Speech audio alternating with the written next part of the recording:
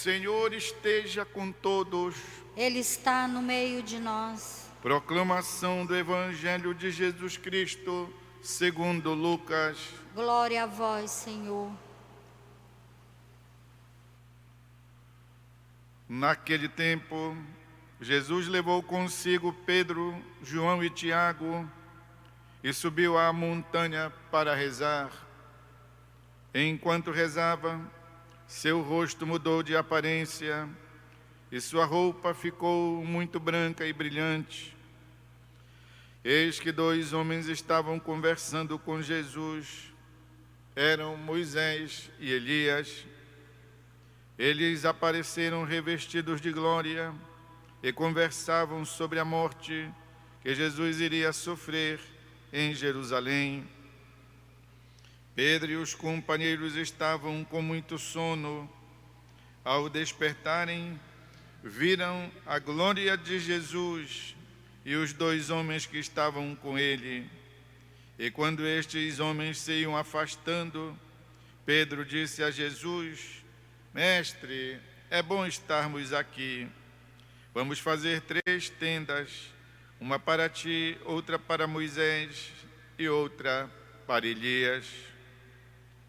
Pedro não sabia o que estava dizendo. Ele estava ainda falando quando apareceu uma nuvem que os cobriu com sua sombra. Os discípulos ficaram com medo ao entrarem dentro da nuvem. Da nuvem, porém, saiu uma voz que dizia: Este é o meu filho escolhido, escutai o que ele diz. Enquanto a voz ressoava, Jesus encontrou-se sozinho.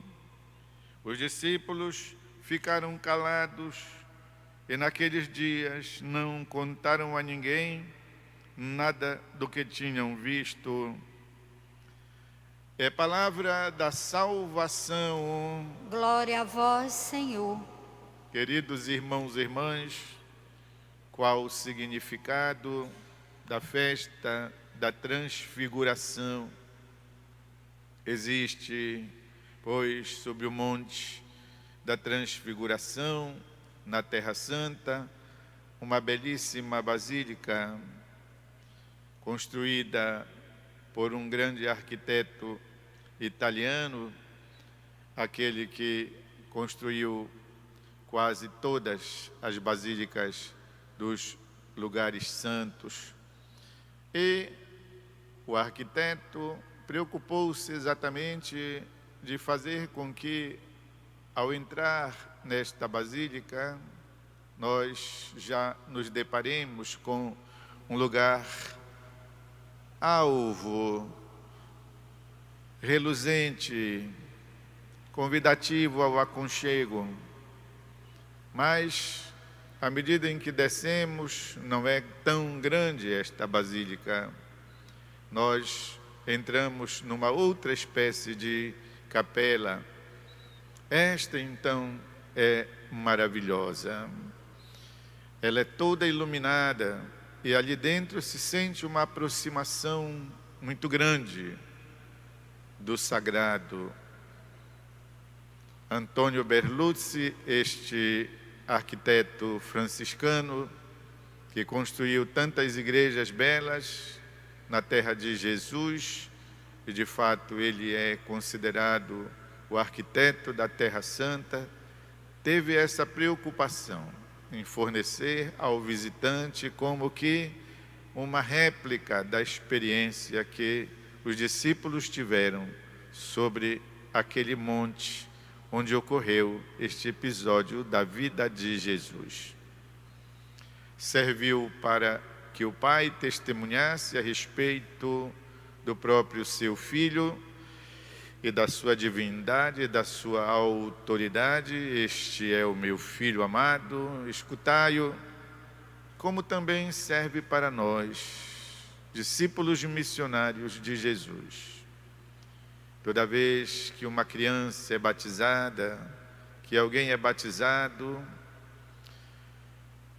quando nós fomos batizados, também o céu se abriu e a voz do Pai disse: este menino, esta menina, este jovem, esta jovem, esta pessoa agora batizada em adulto, é o meu filho, a minha filha, muito amado, muito amada, no qual eu deposito todo o meu bem-querer.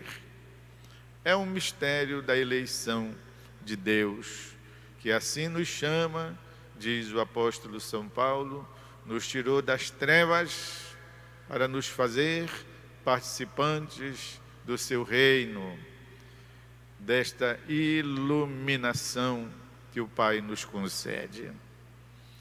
E também a festa da transfiguração de Jesus tem um significado, diríamos, psicológico, ao mesmo tempo que espiritual para os discípulos. Funcionava assim. Eles se lembram deste acontecimento depois que Jesus ressuscitou. Aliás, tudo aquilo que nós temos da Escritura do Novo Testamento é depois da Páscoa. As lembranças dos seus discípulos missionários após a vitória de Jesus na Páscoa da ressurreição. Teve também aquele episódio, se lembram do dia em que, e contam, em que Jesus subiu ao monte com 2 discípulos testemunhas, Pedro e João, e ali transfigurou-se, e eles contam. Aconteceu que a sua roupa, que devia ser suja da poeira, que devia estar empoeirada, porque Jesus não tinha lá esses cuidados, porque a sua vida de pregador itinerante, para cima e para baixo, a pé, devia a roupa sempre estar com um pouco de poeira.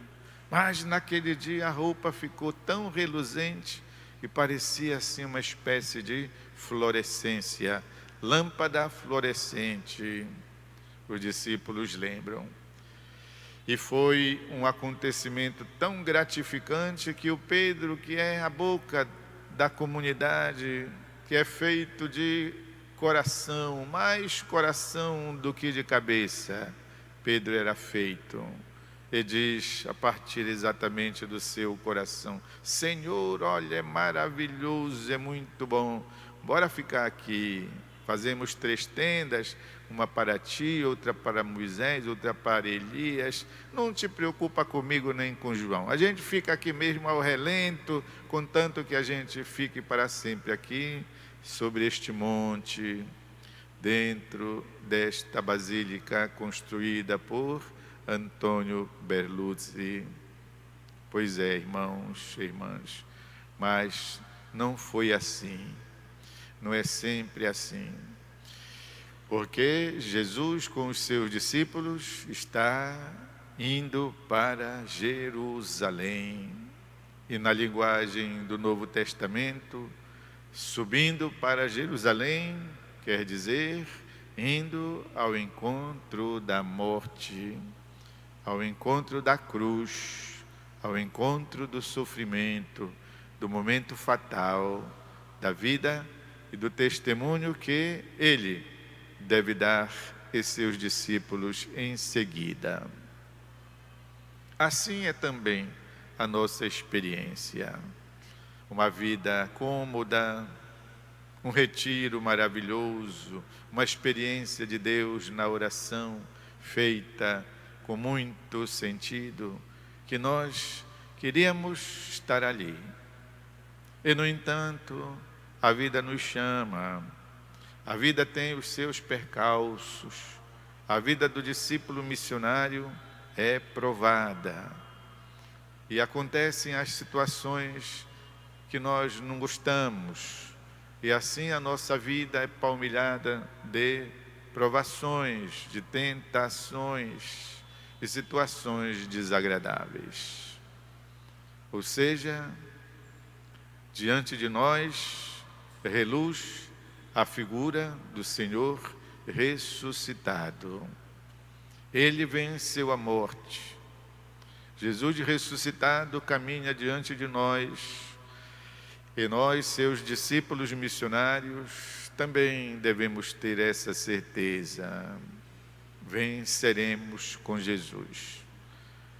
Jesus deu esta prova antecipada da sua glória e da sua ressurreição aos seus amigos, para que, quando acontecesse o momento do seu martírio e deles, eles se lembrassem disso.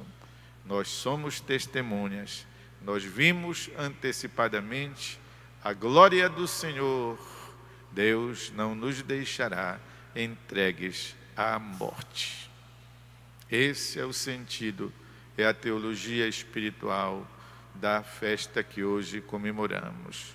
Jesus nos dá, através desta experiência bonita, a certeza da nossa vitória, da nossa Páscoa. Você que esteja passando por alguma situação de prova, por alguma situação limite, por alguma situação indesejada, renove a sua confiança no Senhor, na certeza da Páscoa dele e da nossa nele. Um instante de silêncio.